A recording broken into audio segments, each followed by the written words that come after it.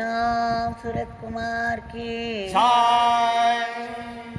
Sarvam Yogi Ramsuratkumar Ashram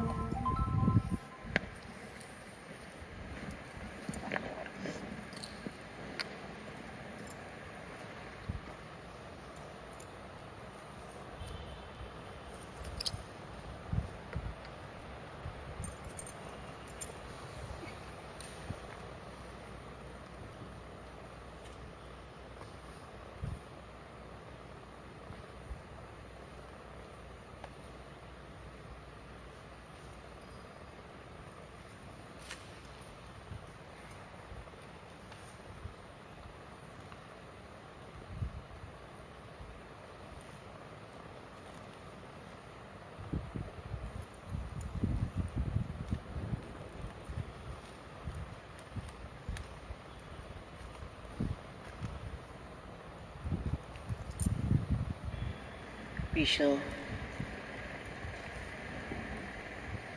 start this with our grateful pranams to Bhagwan for giving us one more opportunity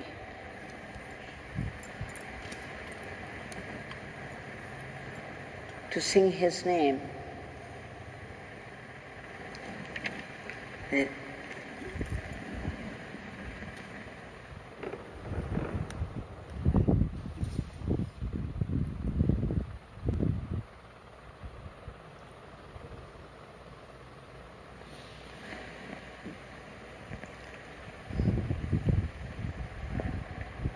We have been seeing glimpses of Bhagwan in the late 70s. From yesterday, we have traveled another 10 years in time. Now it's 88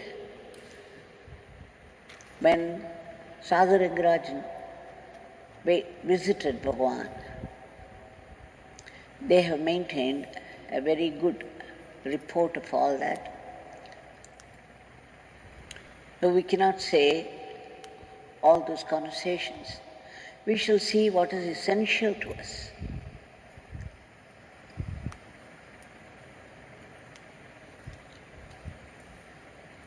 Two important things that we learn from this session. We shall travel with Nivedita, the daughter of Sadhu Rangarajan ji, and her brother Vivekananda, and their mother Bharati.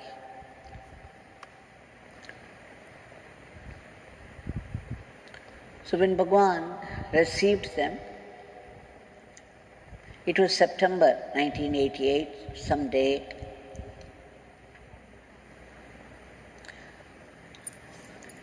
He was asking those people, all of you have come. Where is Sadhu Rangarajan?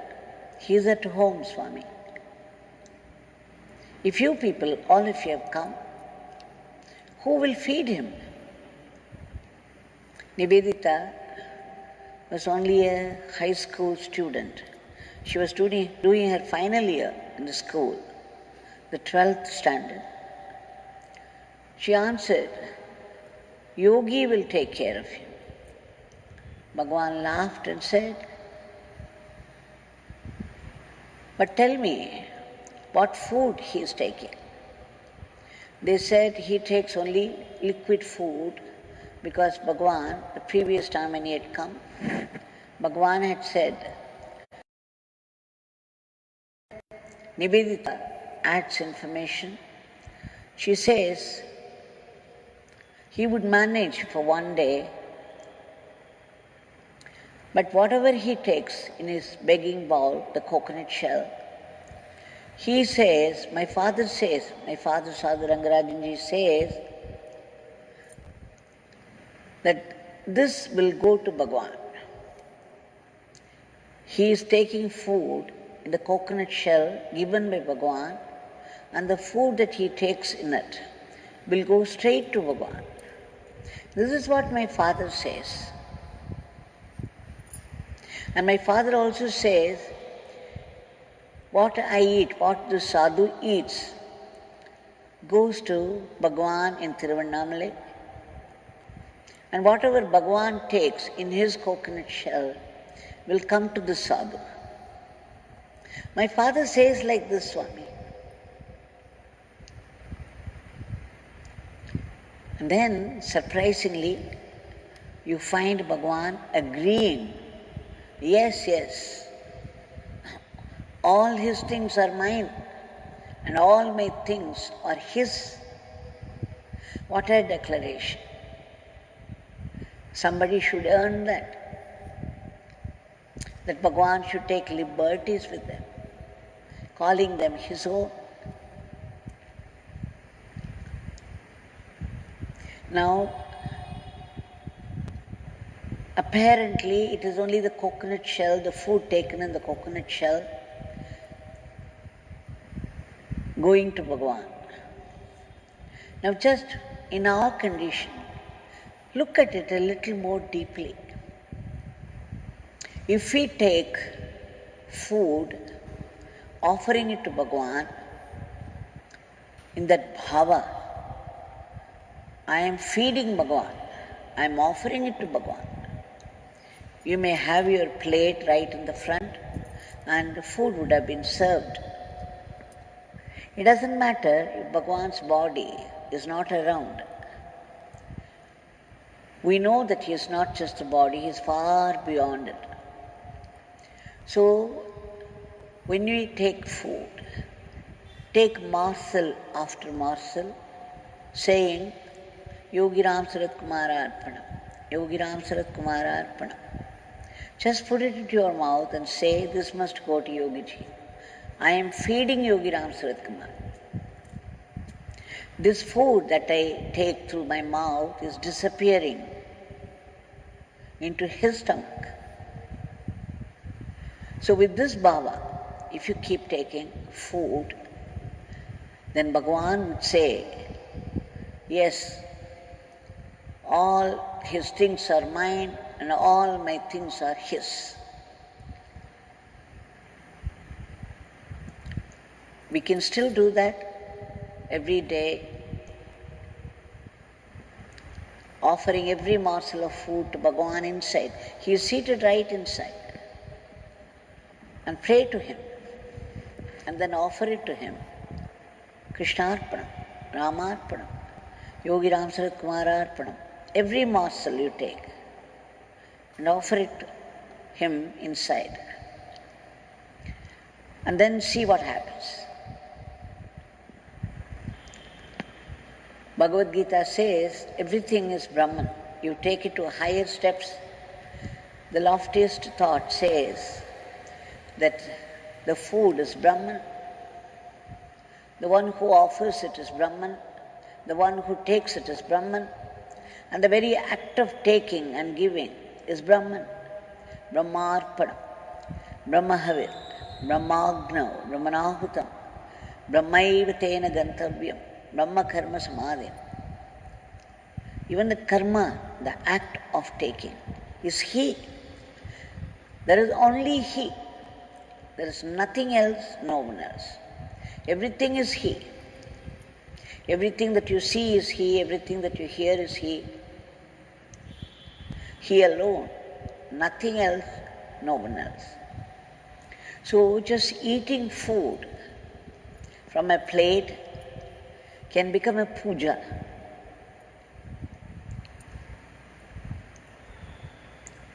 After this, Bhagwan slowly starts. There was one priest, one Mr. David, from some western country. It looks like he was a priest. And Bhagwan was asking him, what, David, you have not worn your dress? He said, Swami, I am here in India only to learn. So there is no need for that dress. Then Bhagwan sent them away, saying, this beggar leaves you now. And then he turned to Nivedita the schoolgirl, Nivedita, do you know I'm a beggar? Nivedita said, you are saying so, Swami. Do you believe that I am a beggar? I believe your words, Swami, but I do not know how you are a beggar. Then Bhagwan said, how I am a beggar? What is a beggar? A beggar does not work and earn money and buy food out of that. He does not work, he is lazy. He takes food from somebody who has earned it by his hard work. Such a one is called a beggar, and this beggar is a dirty beggar. You see, this beggar is not doing any work, he is very lazy. And then when you people bring some money or food, then this beggar takes it. This beggar depends upon you people for his food. He is not working, he is not earning money. So I am a beggar.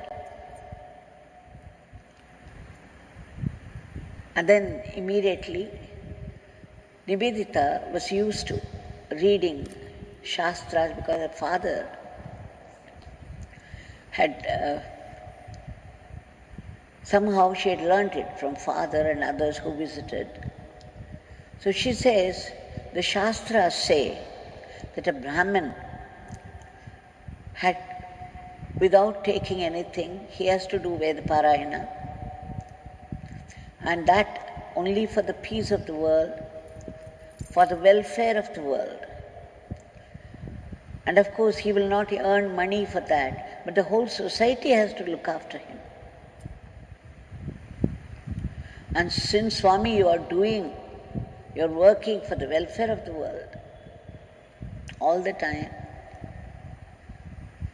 so we have to take care of you. You are a Brahmin in that sense, she says.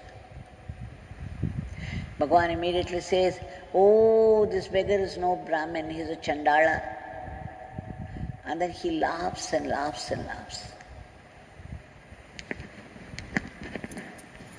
Then Bhagwan says,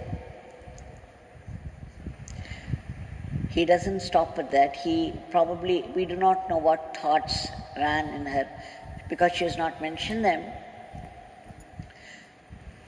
Just seeing her face, he got up, went inside, and then he brought a book, Dr. T.P. Meenakshi Sundaram's book, where he had composed, Dr. TPM had composed a song on him. It is the song that we sing while doing Pada Puja here. The song which was very dear to Bhagwan. We do this Archana, Puja, when we put the feet, Bhagwan's holy feet, on the swing. Bhagwan showed that song to Nivedita and said, Nivedita, this beggar is a dirty beggar, but just see what Dr. TPM has written.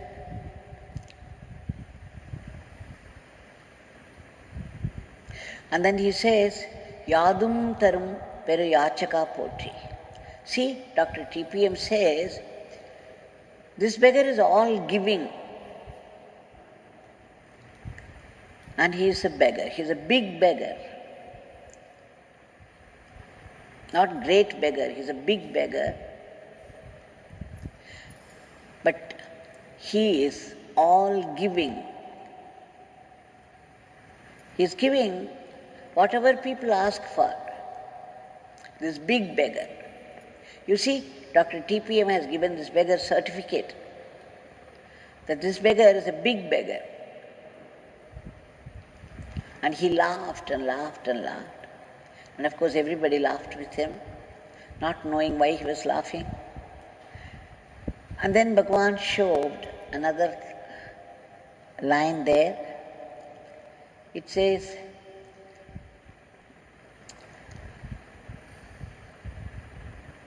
Veda Rupane Potri. Rigmudal Veda Rupane Potri. Meaning, there are four Vedas: Rig, Yajur, Sama, Atharvana Veda. Dr. T.P.M. describes him as an embodiment of Vedas. See Nivedita, this beggar is praised as the very embodiment of Vedas. This beggar is only a beggar. Dr. T.P.M. out of love describes all this. And then again he laughed.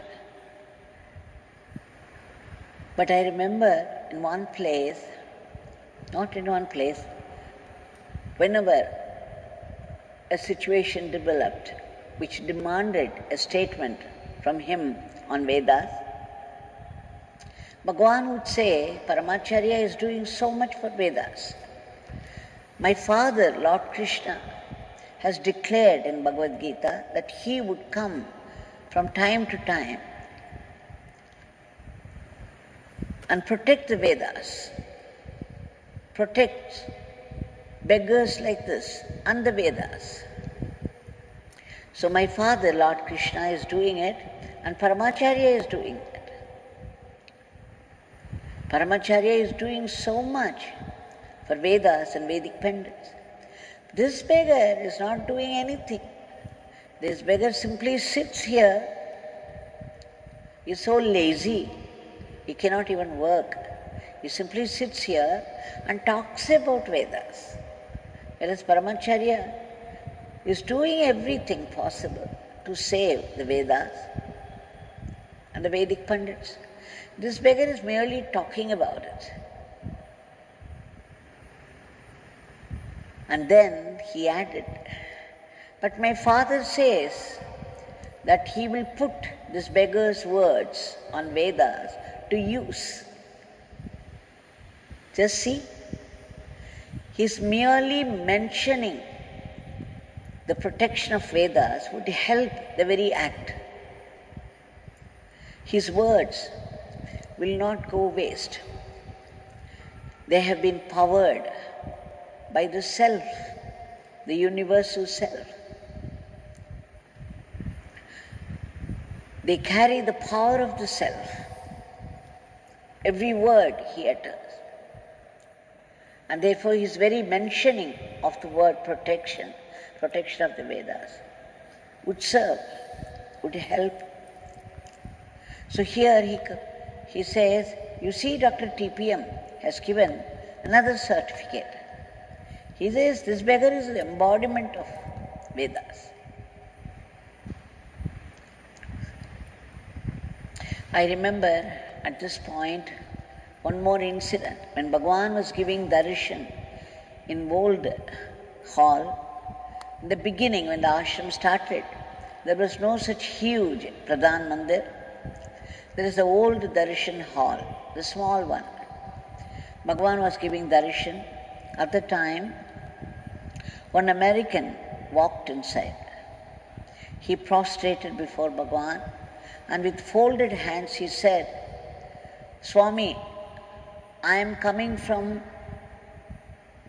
Agnihotram, Tatacharya, the Vedic Pandit, from whom I am learning something about the Vedas. I am a professor from Columbia University and I have come all the way. He is also the head of the Department of Philosophy there. He says, I came all the way to learn Vedas from Agnihotram Tatacharya. Bhagwan blessed him and said, that's fine. You have come all the way to learn from Agnihotram Tatacharya. That's fine. But why should you come to see this dirty beggar? You see how dirty this beggar is? Why would you come to see this beggar? And then that man, that professor with folded hands said, Swami Agnihotram Tatacharya says that you are the embodiment of all those Vedas. You are the essence of all those Vedas. That my coming here and prostrating before you is my prostration before the Vedas. This is how Agnihotram Tatacharya, my master, described you. So I am here to seek your blessings for my Vedic learning. Bhagwan put one of his fingers on his nose. Is it amazing that Agnihotram Tatacharya should describe this beggar as an embodiment of Vedas? You see how this beggar looks? The rags, the dirt. Bhagwan went on and then laughed and laughed and laughed so much because he was taking this professor for a ride. And of course the professor knew that he was playing a leela. So we all had fun just watching the whole thing. Of course we also knew the truth of it. So here Bhagwan came to this line again and said, look, there's another certificate for this dirty beggar. And then he read out one more, and that is Samadhi Pittane Shanmuga Potri. Samadhi Pittane, a madman who is mad after Samadhi. And he is Shanmuka. Shanmuka is Lord Muruga. Bhagwan said, look at the certificate. He calls this beggar, this dirty beggar, Lord Muruga Nivedita. And he says this beggar is mad after Samadhi. This beggar is mad. This beggar is very bad, very mad, very lazy, very crazy. But then he calls this beggar Lord Muruga. And then again he went into peals of laughter, cascading, uproarious laughter.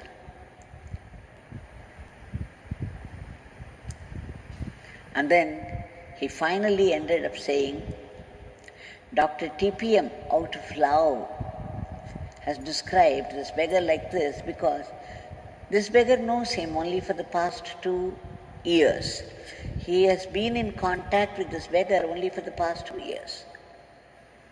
And see how much he has understood of this beggar.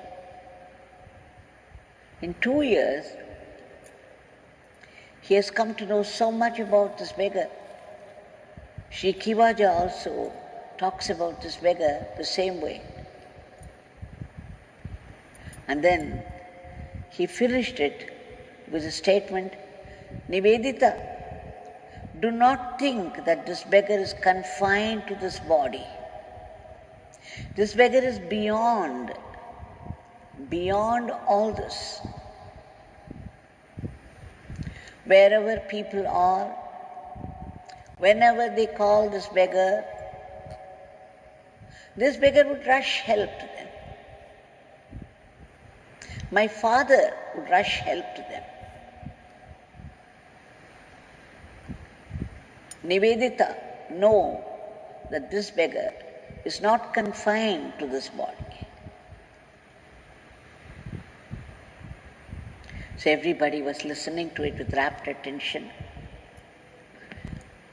And then 2 ladies came down. And then they prostrated before Bhagwan. And they said, we have found our way to your lotus feet. We have come to your lotus feet. Then Bhagwan laughed and said, no, this beggar is at your lotus feet. They did not understand what Swami was talking about. They just looked here and there, not knowing what to say. Then Bhagwan again laughed and turned to these people, Nivedita and the group. You see, these people are living upstairs. This beggar is down here. So he is at the lotus feet of these people. And then again went into cascading, his inimitable laughter. He was just joking. He could, so mercurial. You could see him changing his expressions so fast. Like he would go into one situation, his face would assume a certain expression, and the very next minute it will be some other expression. Mercurial, his expressions would change so swiftly from one to the other, and it would be total, every one of them would be total. Even the work that Bhagwan did, he would go into any work instantly and totally. And he would come out of it when it is done. He would come out of it instantly. He would withdraw from it instantly and totally. This is Karma Yoga.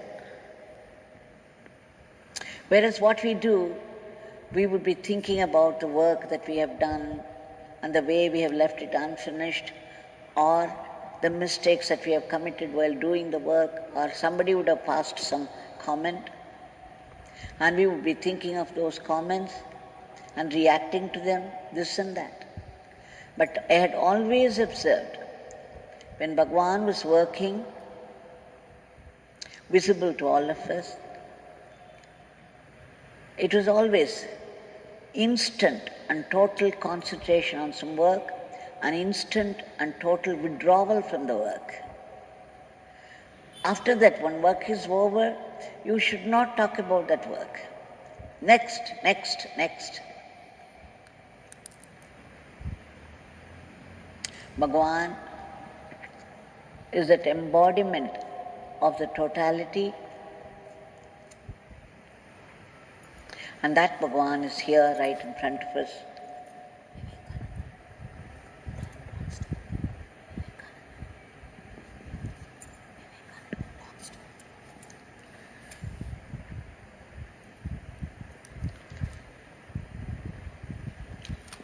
And you see, this Bhagwan is here, the Murti of Bhagwan, with his hand raised in benediction. If you go close to him, you would see his eyes up there on Brahmarandra. It's the face immersed in deep samadhi. When the statue was made and brought, when I looked at it first time, I was a little disturbed. I was thinking, but my God, instead of looking at us straight, compassionately, there is only the samadhi expression on the face. Then seeing me, Bhagwan smiled and said, he pointed to his hand raised in benediction.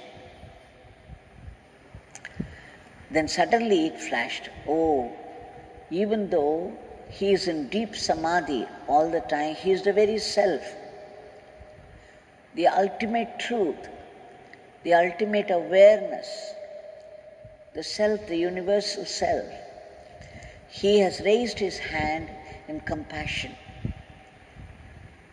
and there would be a constant flow of grace.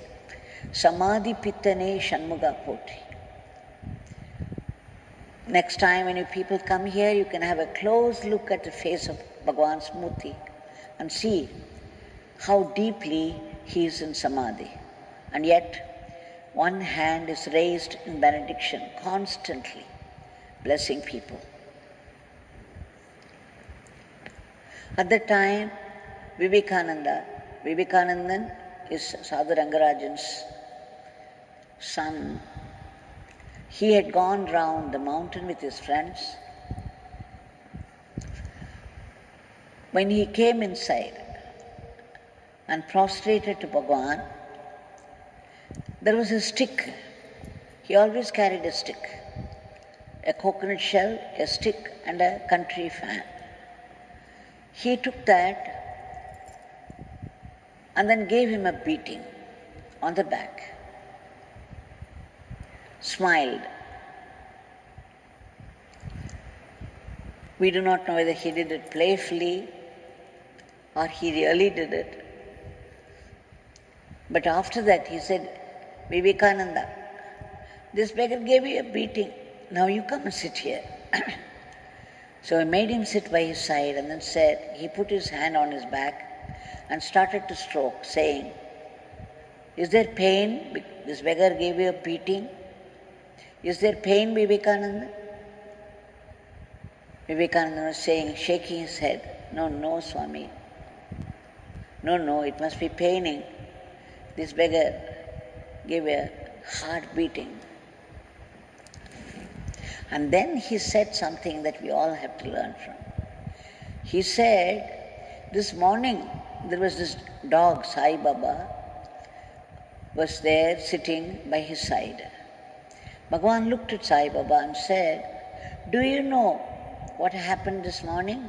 This beggar gave a beating to our dear Sai Baba, the dog. And then Bhagwan said why he gave a beating. When some children were passing by, he started to bark at them. He was going on barking so much. The children were frightened. So this beggar gave him beating, saying, don't bark. And then again he added, you see those children, when Sai Baba had gone on the road, those children had thrown stones at him, made fun of him, and in some way they had disturbed him. And that is why when those children were passing by, he was barking at them. So this beggar gave him a beating so that he would not bark at those children. So you see, Bhagwan would not describe anything without some meaning in it, without some purpose behind it. He was saying those children had tortured, those children had thrown stones, disturbed Sai Baba, and that is why Sai Baba, when they were passing by, was barking at them. And Bhagwan gave Sai Baba a beating to stop the barking. What does it show? Even when people hurt us, harm us, we should not bark at them. We should not return the same treatment. So Bhagwan was giving a beating to say that just because somebody is being very harsh to you, you don't have to be harsh to them again. For every blow you get in life from someone or the other, give back a blessing.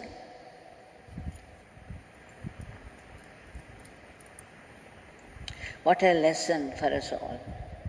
So whenever people harm us or speak very harshly or give us a beating, let us remember this incident. Bhagwan giving a beating to Sai Baba, saying that don't bark at the children who disturbed you, who tortured you. So it's a lesson for all the people, all time lesson. Now that Bhagwan is standing here before us, and let us submit our today's prayers. Bhagwan, kindly intervene at the earliest